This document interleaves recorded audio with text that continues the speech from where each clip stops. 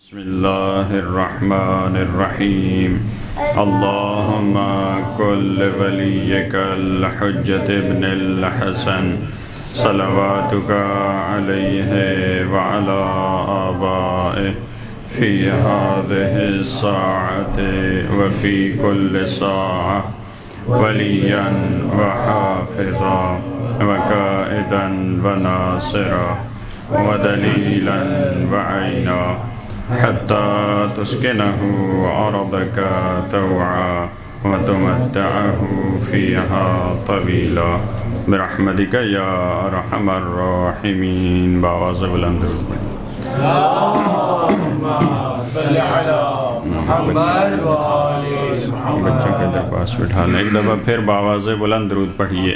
اللهم صل على محمد آپ بھی اگر زحمت نہ ہو تھوڑا آگے تشریف لائیں، بعد میں آنے والوں کے لیے مشکل نہ ہو. بآواز بلند درود پڑھیے. اللهم صل على محمد وآل محمد. ما شاء اللہ لا حول ولا قوة الا باللہ العلی العظیم. اعوذ باللہ من الشیطان الرجیم. بسم اللہ الرحمن الرحیم. رب اشرح لی صدری ویسر لی امری واحلل عقدۃ من لسانی یفقہوا قولی. الحمد للہ رب العالمین والصلاة والسلام علی سیدنا ونبینا وشفیع ذنوبنا وطبیب نفوسنا العبد المؤید والرسول المسدد المصطفى الامجد حبیب الہ العالمین ابی القاسم المصطفى محمد. اللهم صل على محمد وآل محمد وعلى آلہ الطیبین الطاہرین المعصومین الذین اذهب اللہ عنہم الرجس وطہرہم تطہیرا. صل على محمد وآل محمد. لا سیما بقیت اللہ فی الارضین روحی وارواح العالمین لتراب مقدمہ الفدا ولعنت اللہ علی اعدائہم اجمعین من یوم ظلمہم الی قیام یوم الدین. اما بعد فقد قال الامام السجاد علیہ الصلاة والسلام ایہا الناس اعطینا ستا وفضلنا بسبع اعطینا العلم والحلم والسماح والفصاح والشجاع والمحبت فی قلوب المؤمنین وفضلنا بأن منا النبی المختار محمد.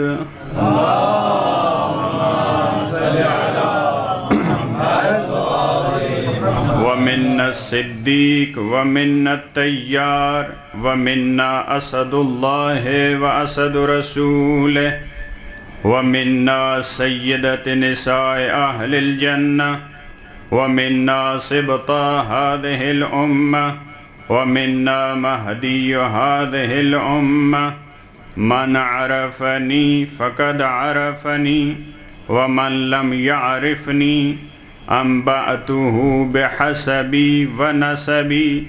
أيها الناس أنا ابن مكة ومنى انا ابن زمزم والصفا. بآواز بلند درود پڑھیے.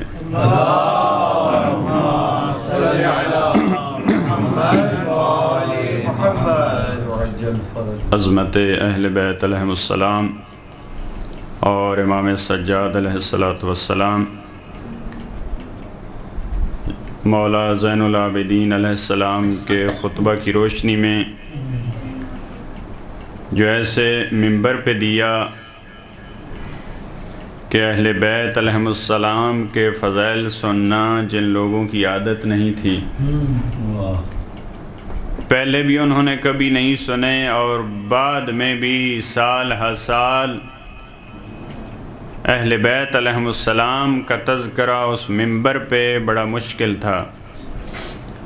کسی دور میں سنن نسائی جنہوں نے لکھی، نسائی دمشق میں پہنچے، لوگوں نے کہا حاکم شام کے فضائل بیان کریں، آپ جو بہت بڑے محدث ہیں، حاکم شام کے فضائل بیان کریں۔ شام کے حالات بتا رہا ہوں کہ کیا کیفیت تھی جہاں پہ مولا نے خطبہ دیا اس دور میں بھی اور بہت عرصہ بعد میں بھی۔ تو وہ سوچنے لگ گئے کہ شام کا ماحول ہے اور فضائل بھی جس کے کہہ رہے ہیں، مجھے تو کوئی فضیلت یاد بھی نہیں ہے، اب میں کہاں سے فضیلت لاؤں؟ بعض دفعہ لوگ مشکل فرمائش کرتے ہیں، بندہ اس پہ پورا نہیں اتر سکتا۔ کہا کہ حاکم شام کے فضائل بیان کریں، تو انہوں نے کہا مجھے اور تو کوئی فضیلت نہیں آتی، بس ایک حدیث رسول جو اس کے بارے میں ہے وہ بیان کرتا ہوں کہ رسول اللہ نے یہ فرمایا تھا، خدا تیرا پیٹ کبھی نہ بھرے۔ کہا کہ بس مجھے تو یہ ایک ہی فضیلت یاد ہے۔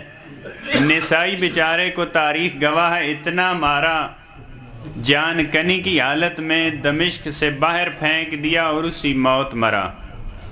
یہ پہلے کے حالات بھی تھے اور بعد کے حالات بھی، کئی صدیوں تک یہ حالات رہے۔ ان حالات میں سید سجاد فضائل مولا کائنات پڑھ رہے ہیں دمشق میں۔ اس ماحول کو دیکھا جائے تو پتہ چلتا ہے اس فضا کی، اس ماحول کی، ان لوگوں کی فکر کیا تھی اور وہاں پہ ان فضائل کی اہمیت کیا ہے۔ لہٰذا وہ 6 چیزیں مولا نے جو فرمایا ہمیں عطا ہیں، ان کی گفتگو گزر گئی۔ اب مولا نے وہ 7 چیزیں بتائی ہیں جو پروردگار نے ہمیں دوسروں پہ ان چیزوں کے ذریعے فضیلت عطا کی ہے۔ اب آپ کو معلوم ہے ان چیزوں پہ بھی اگر ایک ایک پہ گفتگو کی جائے تو یہ 13 چیزیں بنتی ہیں۔ ہماری ساری گفتگو 10 دن کی گفتگو ہے۔ لہٰذا آج کیونکہ اس کو مولا نے، سید سجاد نے بڑے تفصیل سے بیان کیا، ہم اس پہ بولیں گے اور کل جو چیزیں بچ گئیں وہ ایک مختصر انداز میں ان کو بیان کیا جائے گا۔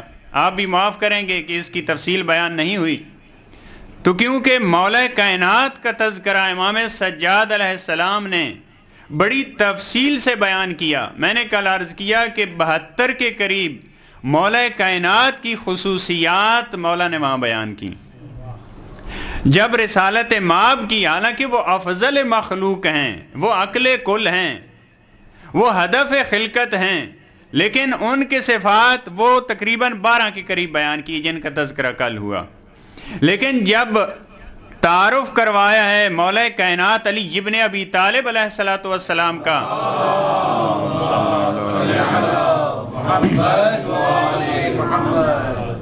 اور مولا کے تعارف کروانے کا انداز بھی بہت خوبصورت ہے۔ ایک جو تعارف کروایا مولا نے وہ اجمالی تعارف ہے۔ یہ جو بتایا کہ ہمیں 7 چیزوں میں پروردگار نے فضیلت دی ہے، وہاں پہ بس مولا کا جو تذکرہ آیا ہے کیونکہ وہ 7 شخصیات کو بیان کیا ہے، فقط کہ ہمارے خاندان میں 7 ایسی شخصیات ہیں جن کا کائنات میں کوئی ثانی نہیں۔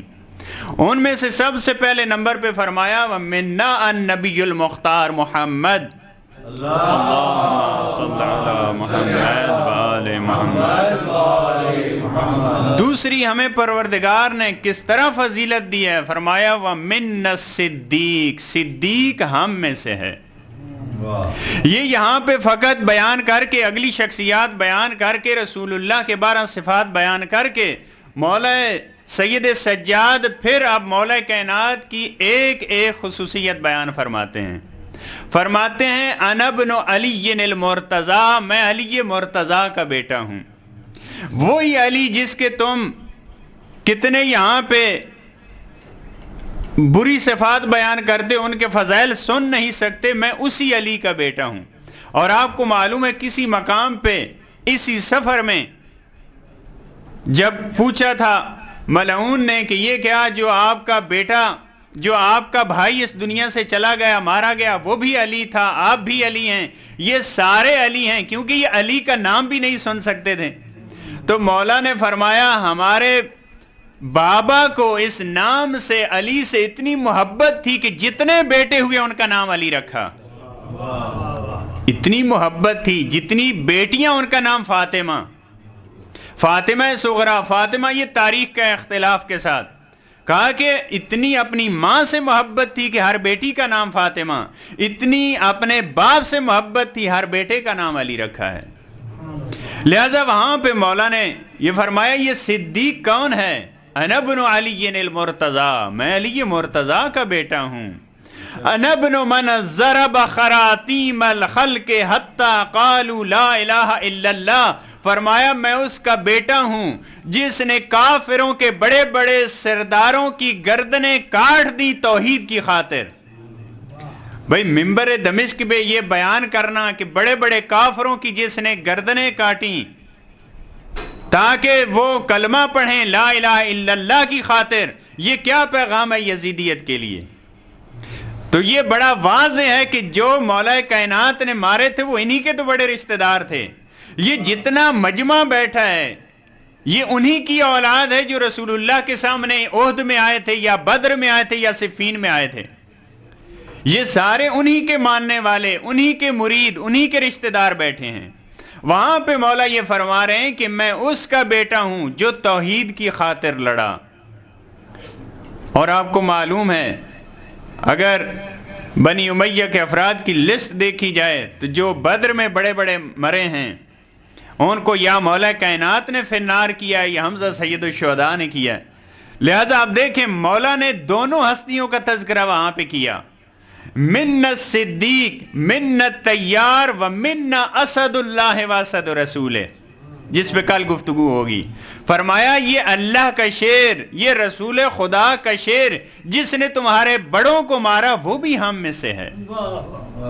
لہذا فرمایا میں اس کا بیٹا ہوں. من ضرب خراطیم الخلق حتی قالوا لا الہ الا اللہ، میں اس کا بیٹا ہوں. انا ابن من ضرب بین یدی رسول اللہ، میں اس کا بیٹا ہوں جس نے رسول خدا کے ساتھ ان کے رقاب میں جنگ لڑی. کیسے؟ من ضرب بین یدی رسول اللہ بسیفین، جس نے دو تلواروں کے ساتھ جنگ کی. بھئی ایک میں نے جناب حمزہ کے بارے میں پڑھا، ایک اس خطبہ میں مولا کائنات کے بارے میں پڑھا. جناب حمزہ کے بارے میں بھی ہے کہ جنگ جب لڑتے تھے تو دو تلواروں سے جنگ لڑتے تھے، دونوں ہاتھوں سے جنگ لڑتے تھے. فرمایا میں اس کا بیٹا ہوں جو رسول اللہ کی رکاب میں لڑا بسیفین، دو تلواروں سے، وطعن برمحین، جو دو نیزوں سے لڑا، وہاجر الہجرتین، جس نے دو ہجرتیں کی، وبایع البیعتین، جس نے دو بیعتیں کی، وقاتل ببدر وحنین، جس نے بدر پہلی جنگ بھی لڑی ہے، آخری جنگ حنین بھی لڑی ہے. میں کس کا بیٹا ہوں؟ وقاتل ببدر وحنین ولم یکفر باللہ طرفۃ عین، ایک لحظے کے لیے جس کی زندگی میں غیر خدا نہیں ہے. تمہارے ماننے والے، تمہارے بڑے جن کے تم ماننے والے ہو، ان کو تو ہم یبنت طلقاء کہتے ہیں. تو وہ فتح مکہ کے موقع پہ ہم نے احسان کر کے ان کو آزاد کر دیا، ان کو یبنت طلقاء کہا جاتا ہے. میں اس کا بیٹا ہوں لم یکفر باللہ طرفۃ عین، ایک لحظے کے لیے جس نے اللہ کا انکار نہیں کیا. اب یہ شاید فضیلت کا کم کرنے کا کوئی مسئلہ ہے، یہ مقصد ہے. کہا جاتا ہے کہ 7 سال میں 13 سال میں اسلام قبول کیا. بھائی جو گود نبوت میں پلا ہے، جس نے آنکھ کھولی ہے تو رسول اللہ کی چہرے پہ نظر ڈالی ہے، جو دنیا پہ تشریف لائے ہیں تو سجدے میں جا کے قد افلح المومنون کی تلاوت کی ہے، اس کے بارے میں یہ کہنا کہ اتنے سال کی عمر میں اسلام لائے ہیں، کتنی تاریخ کی زیادتی ہے، کتنا ظلم ہے. فرمایا میں اس کا بیٹا ہوں لم یکفر باللہ طرفۃ عین. میں کس کا بیٹا ہوں؟ انا ابن صالح المؤمنین ووارث النبیین، وَيَعْصُوا بِالْمُسْلِمِينَ وَقَامِ الْمُلْحِدِينَ وَأَصْبَرِ الصَّابِرِينَ وَتَاجِ الْبَكَّائِينَ، میں اس کا بیٹا ہوں جو صالح المومنین ہے۔ ایک ایک آیت کی طرف اشارہ کیا ہے، یعنی وہ جو رسول اللہ کے خلاف منصوبے بنا رہے تھے تو قرآن کریم کی یہ آواز آئی فَإِنَّ اللَّهَ هُوَ مَوْلَاهُ وَجِبْرَائِیل وَصَالِحُ الْمُؤْمِنِينَ وَالْمَلَائِکَةُ بَعْدَ ذَلِكَ ظَہِیرٌ۔ جب یہ تمہارے جن کی تم سے دعا سلام تھی، جب وہ رسول اللہ کو شکست دینے کا ان کے خلاف منصوبے بنا رہے تھے تو قرآن کی یہ آواز آئی کہ اللہ ان کے ساتھ ہے، جبرائیل رسول کے ساتھ ہے، اور صالح المومنین، میں اسی صالح المومنین کا بیٹا ہوں۔ وہ صالح المومنین جس نے رسول اللہ کا ساتھ دیا اور تمہارے غلط منصوبوں کو خاک میں ملایا، میں اسی کا بیٹا ہوں۔ وہ اس وقت نامراد ہوئے تھے، ناکام ہوئے تھے، آج بھی تم اس مقصد میں کامیاب نہیں ہو سکتے۔ میں صالح المومنین کا بیٹا ہوں۔ اور بڑا تعجب ہوتا ہے جب بعض مفسرین پہنچتے ہیں صالح المومنین پہ، کہا جاتا ہے تو قرآن نے کہا مومنین میں سے صالح، مومنین میں سے تو صالح بہت سارے ہوتے ہیں، مومنین میں سے تو صالح سارے ہی نیک ہیں۔ بھائی یہ سارے کی سیاست بڑی پرانی ہے، سارے ہی ایسے ہیں۔ اور کسی نے خوبصورت کہا کہ یہ سارے، ان کی مثال ایسے ہے جیسے آسمان پہ ستارے ہوتے ہیں، یہ نجوم کی طرح ہوتے ہیں، سارے ستارے ہیں۔ تو کسی نے خوبصورت کہا یہ اگر بات ٹھیک بھی مان لی جائے تو جب مولا کائنات اور رسول خدا وہ جب شمس و قمر ہیں تو ستاروں کی جب سورج اور چاند نہ ہو تو کوئی ویلیو ہی نہیں ہوتی۔ بھائی اگر ان کو روشنی ملتی ہے تو ان کے صدقے ملتی ہے، اگر یہ نہیں ہے تو ستاروں کی کوئی ویلیو نہیں ہے۔ بے شک بے شک۔ لہٰذا یہ سارے صالح المومنین، قرآن نے کہا مومنین میں سے جو صالح ہے، قرآن نے یہ نہیں کہا الصالح من المومنین۔ بھائی قرآن کے الفاظ میں غور کریں، قرآن نے یہ نہیں کہا الصالح من المؤمنین، مومنین میں سے کوئی صالح نہیں، کہا صالح المومنین۔ یہ ورڈ اس وجہ سے رکھا ہے، بھائی قرآن نے کئی ایسے مقامات پہ ہے آیت مولا کائنات کے لیے، قرآن نے لفظ ذرا وسیع رکھا ہے، لیکن یہ کس ہدف سے رکھا ہے؟ یہ ایسا نہ کہیں کہ اگر لفظ ذرا بڑا ہوتا تو ہم بھی اس میں شامل ہو جاتے، کیوں یہ قرآن نے پہلے سے محدود کر دیا، لہٰذا ہماری گنجائش نہیں رکھی۔ لہٰذا قرآن نے وہاں مباہلہ پہ بھی دیکھیں، فرمایا ندعو ابناءنا و ابناءکم، ہم اپنے بیٹوں کو بلاتے ہیں، آپ اپنے بیٹوں کو بلاؤ۔ بڑے ورڈ رکھے کھلے انداز میں، اور ابناء کا لفظ 3 یا اس سے زیادہ کو شامل ہوتا ہے۔ کہا تم اپنی خواتین کو لاؤ، ہم اپنی خواتین کو لاتے ہیں، الفاظ بڑے کھلے ہیں۔ کم از کم جمع کا جو علماء فرماتے ہیں، آپ عربی ملک میں رہتے ہیں، 3 پہ ہوتا ہے اس کا اطلاق، 3 یعنی خواتین بھی 3 جا سکتی تھیں۔ انفسنا، نفس رسول کی جگہ پہ 3 افراد جا سکتے تھے، اور ابنا بیٹوں کی جگہ بھی 3 جا سکتے ہیں، لیکن رسول اللہ نے ان الفاظ کا لحاظ نہیں رکھا، بیٹے لے گئے ہیں تو 2، خواتین کی جگہ پہ 1، نفس رسول 1، تاکہ یہ نہ کہیں کہ یہ آیت نے ہمیں روک دیا، ہم تو اس قابل تھے۔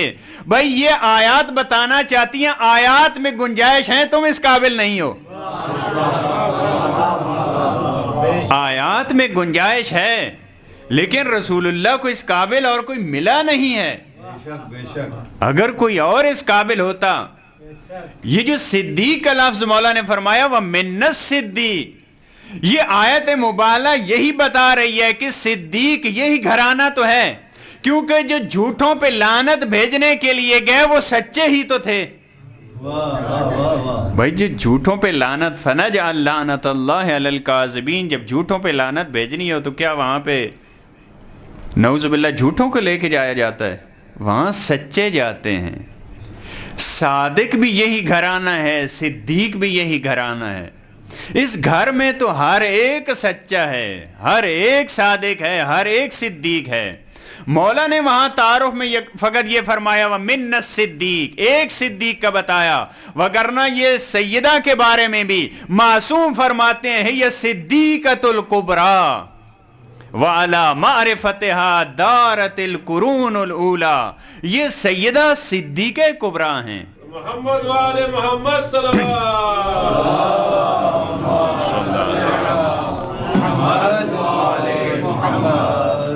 معصومین کے الفاظ حکمت سے خالی نہیں ہوتے. یہ کبریٰ کا لفظ کیوں استعمال کیا ہے؟ کیونکہ قرآن نے حضرت مریم کے لیے جب لفظ استعمال کیا تو فرمایا وَأُمُّهُ صدیقہ. فرمایا کہ حضرت عیسیٰ ان کی ماں صدیقہ تھیں.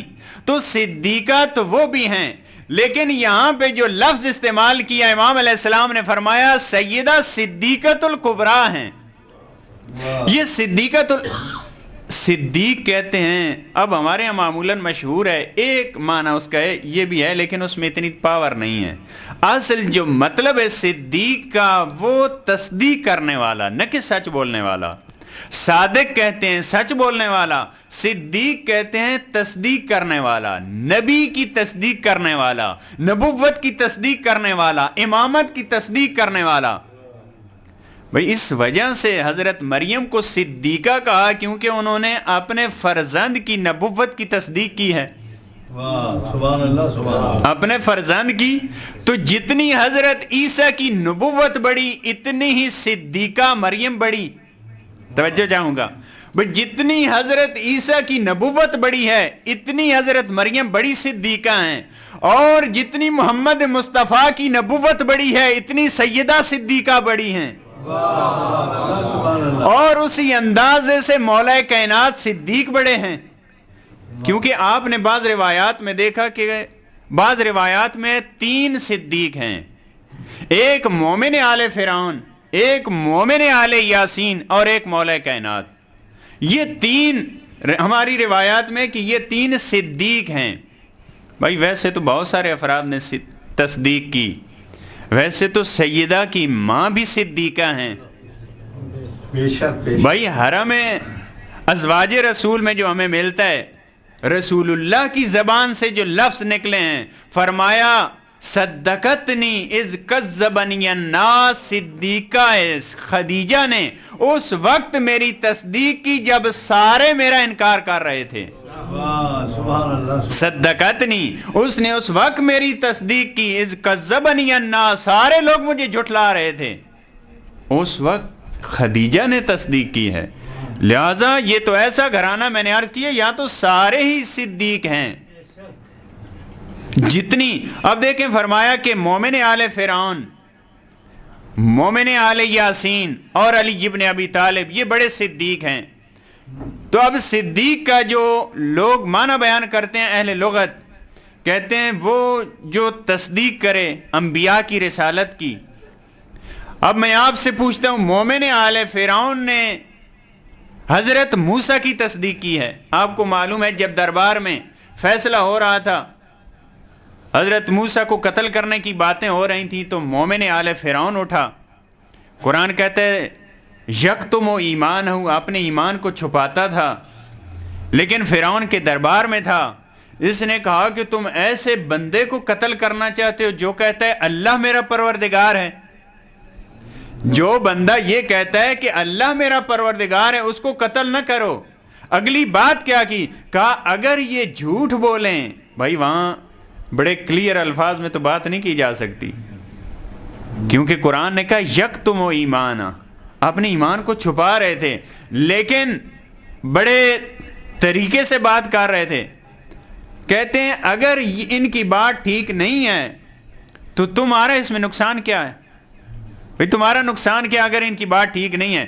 لیکن اگر یہ ٹھیک کہتے ہیں تو اللہ کے عذاب سے تمہیں کون بچائے گا؟ بھئی ایسی بات انہوں نے کی. اگر یہ کہہ دیتے، نعرہ لگاتے کہ یہی سچے ہیں تم سارے جھوٹے ہو، تو وہیں مارے جاتے. جناب مومن آل فرعون کی بھی وہی سیاست، مومن قریش کی بھی وہی سیاست. بھئی ہمیں ملتا ہے جناب ابو طالب کے بارے میں یہ ہے مومن قریش، انہوں نے بھی بڑی سمجھداری سے اپنا اسلام بھی بچایا، اپنا ایمان بھی بچایا، اللہ کے نبی کا دفاع بھی کیا. جناب ابو طالب نے بھی بڑی سمجھداری سے اپنا ایمان بھی بچایا، اللہ کے نبی کو بھی بچایا. سبحان اللہ سبحان اللہ. مومن آل فرعون انہوں نے زبان سے دفاع کیا ہے، بولے ہیں اللہ کے نبی کے حق میں، تصدیق کی ہے ان کی. لہذا جتنی نبوت حضرت موسیٰ کی بڑی ہے، ان کی تصدیق کرنے والا اتنا بڑا مومن، اتنا بڑا صدیق. مومن آل یاسین یہ حضرت عیسیٰ کے نمائندے گئے ہیں ایک شہر میں جس کا سورہ یاسین میں تذکرہ ہے. وہاں تبلیغ کرنے کے لیے گئے ہیں، لوگوں نے قتل کرنا چاہا تو وہ قرآن نے کہا ہے وَجَاءَ مِنْ أَقْصَى الْمَدِينَةِ رَجُلٌ يَسْعَىٰ، دور ان کا گھر تھا، اپنے شہر میں بھی نہیں تھے. مبلغ کسی اور شہر میں گئے، حضرت عیسیٰ کے نمائندے کسی اور شہر میں تھے، لیکن جب انہیں پتا کہ اللہ کے نمائندے کو قتل کرنا چاہتے ہیں تو دوڑتے ہوئے کہوں یہ تم ایسا کیوں کر رہے ہو؟ یہ ٹھیک کہتے ہیں، میں ان کی تصدیق کرتا ہوں. انہوں نے حضرت عیسیٰ کی نہیں، حضرت عیسیٰ کے بھیجے ہوئے نمائندوں کی تصدیق کی تو وہ بھی صدیق بن گئے. بھئی جتنی بڑی تصدیق اتنے بڑے صدیق. تو اب جو حضرت موسیٰ کی نبوت کی تصدیق کرے گا وہ اتنا بڑا صدیق، جو حضرت عیسیٰ اور ان کے نمائندوں کی تصدیق کرے گا وہ اتنا بڑا صدیق، اور جو محمد مصطفیٰ کی تصدیق کرے گا وہ اتنا بڑا صدیق. وہ پہلی نبوتیں تو اس نبی کی نبوت کے صدقے میں ملی ہیں. جب تک وہ ان کی نبوت کا اقرار نہیں کرتے ان کو نبوت نہیں ملتی. سب سے بڑا کائنات میں جو صدیق ہے وہ صدیق. لہذا رسول اللہ نے فرمایا اور خود مولا نے بھی انا الصدیق الاکبر، میں فقط صدیق نہیں ہوں، میں صدیق اکبر ہوں. مومن آل فرعون نے گفتگو کے ذریعے حق بات کہہ کے دفاع کی اور تصدیق کی ہے، لیکن مومن قریش نے بچپنے میں اپنے بیٹے صدیق کو سرور کائنات کے بستر پہ سلا کے ان کی جان بچائی ہے. اور یہی صدیق جب بڑے ہوئے ہیں خود شب ہجرت رسول اللہ کے بستر پہ سو کے رسول اللہ کی جان بچائی ہے. انہوں نے فقط زبان کے ساتھ تصدیق نہیں کی، انہوں نے عمل میں تصدیق کی ہے. انہوں نے اپنی جان فدا کر کے، جان قربان کر کے تصدیق کی ہے. صدیق کا مطلب بیان کیا جاتا ہے، ایک جو معنی صدیق کا وہ جو حق کی تصدیق کرے، جو حق کی تصدیق کرے، جو باطل کی مخالفت کرے اسے صدیق کہتے ہیں. وہ افراد جنہوں نے حق کی موافقت کی، حق کا ساتھ دیا، وہ تاریخ میں صدیق بنے. تو میں آپ سے پوچھتا ہوں وہ جس کے مڑنے سے حق مڑ جائے، جو حق کی تصدیق کرنے سے صدیق بنتا ہے اسے ہم صدیق کہتے ہیں. تو جس کے مڑنے سے حق مڑ جائے وہ کتنا بڑا صدیق ہوگا؟ یا یوں کہوں جس کے حق کہنے سے حق بنتا ہے. بھائی پہلے والے صدیق بنے، حق اور تھا، انہوں نے حق کی تصدیق کی تو صدیق بن گئے. علی وہ صدیق اکبر ہے جس کا ہر کام جو یہ کرتے جاتے ہیں وہ حق بنتا جاتا ہے. جو یہ کام کرتے ہیں وہ حق بنتا جاتا ہے. لہذا فرمائے یدور حیث ما دار، علی جدھر مڑتے ہیں حق ادھر مڑ جاتا ہے. یہ نہیں فرمایا حق جدھر مڑتا ہے علی اس کے پیچھے جاتے ہیں. اور وہ زیارت کا کتنا خوبصورت جملہ، الحق ما رضیتموہ والباطل ما اسخطتموہ. حق وہی ہے جو تمہاری رضا ہے، باطل وہی ہے جو تمہاری ناراضگی ہے. جس سے وہ راضی ہو جائیں وہ حق پہ ہے، جس بات پہ وہ راضی ہو جائیں وہ بات حق ہے.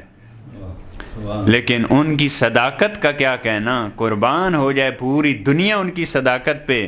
جب جنگ میں کسی نے پوچھا کہ مجھے سمجھ نہیں آ رہی کہ حق کس طرف ہے، صداقت کی کس بلندی پہ، یہ نہیں فرمایا کہ میں ہی صداقت کا منبع ہوں، میں ہی صداقت کا سرچشمہ ہوں. نہیں فرمایا اعرف الحق تعرف اعلی، تو حق کو پہچان لے اہل حق خود نظر آ جائیں گے.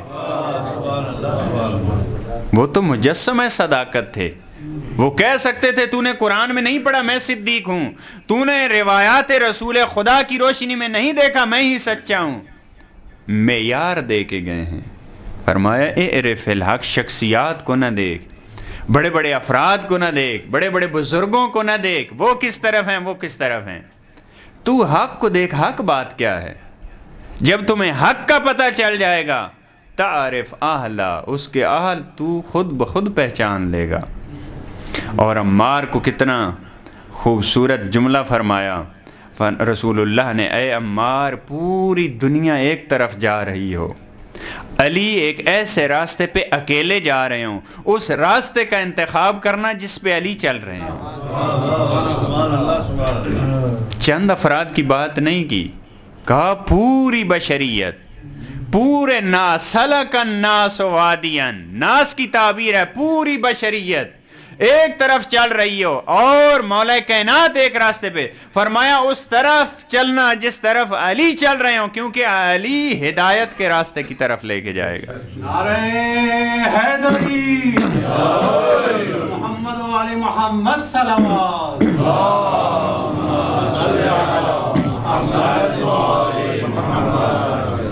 میں اس کا بیٹا ہوں جو صالح المؤمنین ہے، انا ابن وارث النبیین، میں اس کا بیٹا ہوں جو انبیاء کی میراث کا وارث ہے، جو آدم کے علم کا وارث ہے، جو نوح کے حلم کا وارث ہے، جو یوسف علیہ السلام کی صداقت کا وارث ہے، جو ابراہیم کی خلت کا وارث ہے، جو اسماعیل کی وفا کا وارث ہے، میں ان سب کے وارث کا بیٹا ہوں۔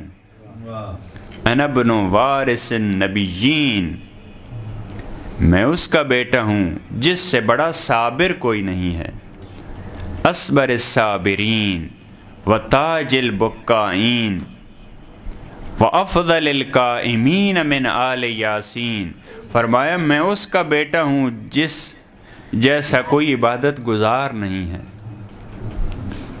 جو یعصوب مسلمین ہے، جو مومنوں کا قائد ہے، جو مومنوں کا امام ہے، وقام الملحدین، جو ملحدوں کو، جو خدا کے دشمنوں کو نابود کرنے والا ہے، میں اس کا بیٹا ہوں۔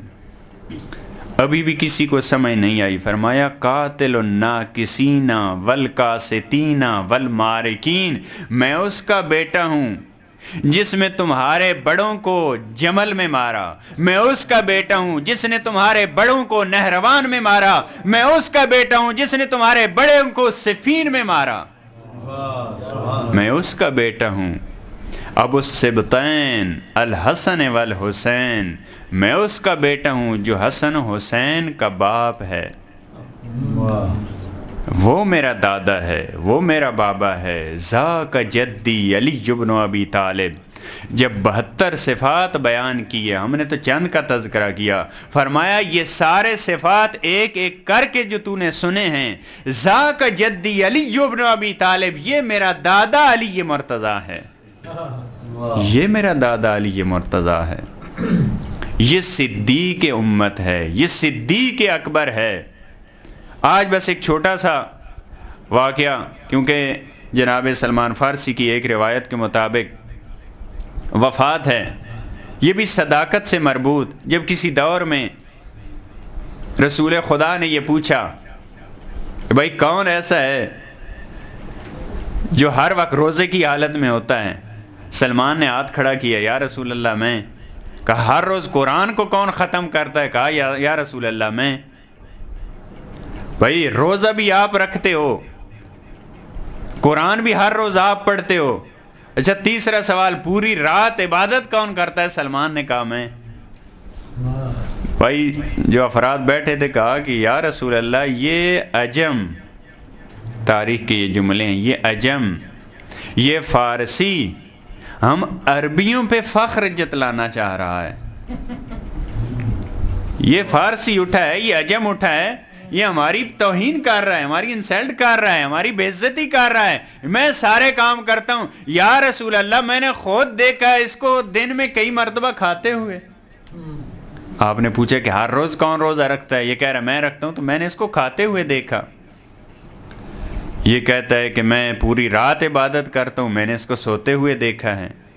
یہ کہتا ہے میں ہر روز قرآن کی تلاوت کرتا ہوں۔ قرآن کی جو ہر روز پورے قرآن کا ختم کرے، وہ تو پھر صبح سے شام اس کو پڑھنا پڑے گا، کم از کم 8 سے 10 گھنٹے 12 گھنٹے اس کو پڑھنا پڑے گا، کیونکہ یہ صدیق اکبر کا پیروکار ہے. وہ صدیق تو ہوتے ہیں, وہ تو چند لمحوں میں قرآن ختم کرتے ہیں, لیکن یہ ان کے ماننے والا ہے. رسول اللہ نے فرمایا, جیسے ہم کہتے ہیں کہ زیادہ گرم نہ ہو, یہ سلمان, اس کی مثال اس امت میں لقمان حکیم جیسی ہے. یہ جب کوئی بات کرتا ہے تو وہ حکمت سے خالی نہیں ہوتی. سلمان خود تمہیں جواب دے گا, سلمان خود جواب دے گا. یعنی دوسرے لفظوں میں کہ سلمان کبھی جھوٹ نہیں بولتا, کیونکہ یہ سچوں کا ماننے والا ہے.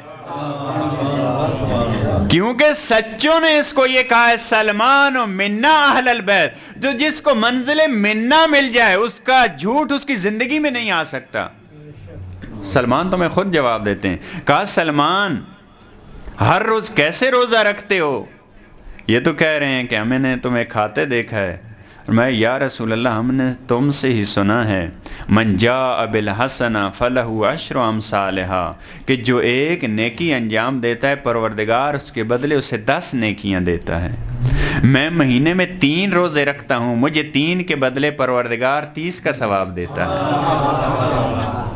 پروردگار مجھے 3 کے بدلے, 1 کے بدلے جب 10 تو 3 کے بدلے 30. لہٰذا اس حوالے سے آپ کی اپنی حدیث کے مطابق, قرآنی آیات کے مطابق, میں جب 3 نیکیاں کرتا ہوں, 3 روزے رکھتا ہوں, تو اس کا مطلب ہے میں 30 روزے رکھتا ہوں.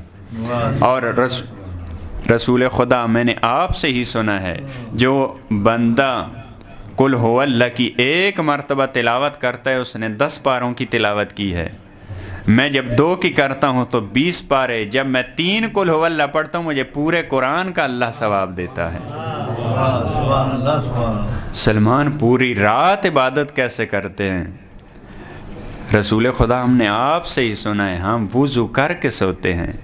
جو بندہ وضو کر کے سو جاتا ہے پروردگار اس کا سونا اپنی عبادت میں لکھ دیتا ہے. پوری رات اس کا سونا عبادت خدا ہے. یہ کتنے بڑے صدیق ہیں جنہوں نے ان کی راہ کو لیا, وہ بھی صدیق بنے.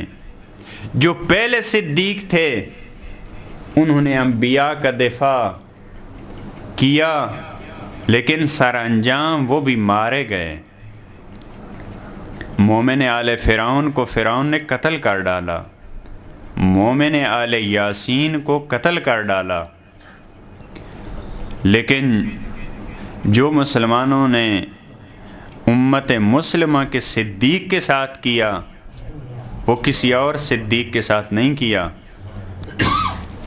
کسی تاریخ میں نہیں ملتا کہ پہلے والے صدیق ان کی خواتین کے ہاتھوں میں رسیاں ڈالی ہوں, ان کو بازاروں اور درباروں میں لے کے گئے ہوں. کیا مسلمانوں نے اجر رسالت دیا؟ علی کی بیٹیاں جب جہلم پہ پہنچی ہیں کربلا, دیکھا تو جابر ابن عبداللہ انصاری موجود ہیں. جب امام سید سجاد کی نظر پڑی جابر بن عبداللہ انصاری پہ, جب انسان کا اندر دکھوں سے بھرا ہو, جب کوئی اپنا محب مل جائے, کوئی اپنا رشتہ دار مل جائے, پھر انسان سارے مصائب اس کو سناتا ہے. جب دیکھا چچا جابر تم ہو, میرے بابا کے دوست تم ہو, چچا جابر یہ وہی جگہ, آؤ میرے ساتھ میں کربلا کا تعارف کرواؤں. فرمایا یہ وہی جگہ, ہاں ہونا مقتل و رجالنا. چچا جابر یہ وہ جگہ ہے جہاں ہمارے بابا کی مقتل ہے, یہاں جناب عباس کے بازوؤں کو قلم کیا گیا, یہاں علی اکبر کو سینے میں نیزہ مارا گیا.